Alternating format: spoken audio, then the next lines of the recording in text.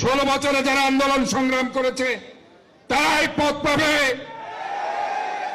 যারা 5 আগস্টের পরে এসে এখানে বিএনপিকে তারা দ্বিধা বিভক্তি করতে চায়, তাদের ব্যাপারে আমাদের কথা আছে। আগামী 2026-এর ফেব্রুয়ারিতে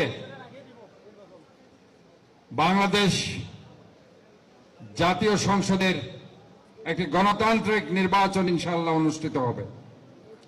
কাজে এটা আমাদের জন্য একটা সবার জন্য সুখের বার্তা। আমরা তা মনে করি যে আমাদের গত 17টি বছর হাজারো হাজারো নেতাকর্মী আন্দোলন সংগ্রাম করতে গিয়ে অনেকে গুম হয়েছে, অনেকে পঙ্গুত্ব বরণ করেছে, অনেকে বিচার বহির্ভূত হত্যার শিকার হয়েছে, অনেকে কারাবরণ করেছে, অনেকেই মামলা নিয়ে শত শত মামলা নিয়ে কোর্টের বারান্দায় তার সকাল থেকে বিকাল পর্যন্ত তারা যে টাইমে অর্থ উপার্জন করার সময় সেই টাইমে তারা সেখানে হয়তো তাদের সময় ক্ষেপণ করতে হয়েছে।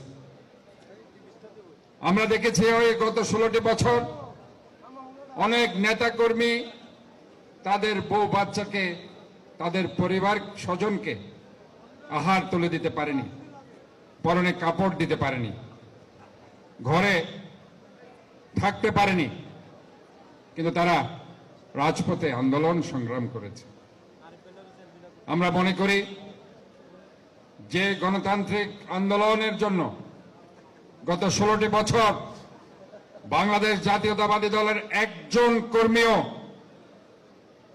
আওয়ামী লীগে যোগ দেয়নি। সেই কর্মীরা হচ্ছে সাচ্চা কর্মী, নৈতিকতায় বিশ্বাসী।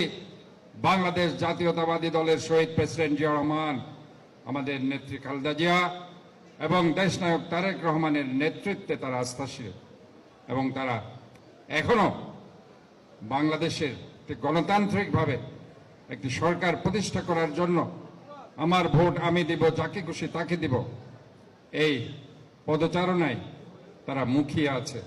ইনশাল্লাহ আমরা মনে করি যে আমরা আমাদের ভারপ্রাপ্ত চেয়ারম্যান যে বার্তা দিয়েছেন, কোন ধরনের 5 আগস্টের পরে যারা বিএনপিতে অ্যাক্টিভ হয়েছে ওই ধরনের কর্মী নেতারা যাতে ভাইটাল পোস্ট তারা না পায়।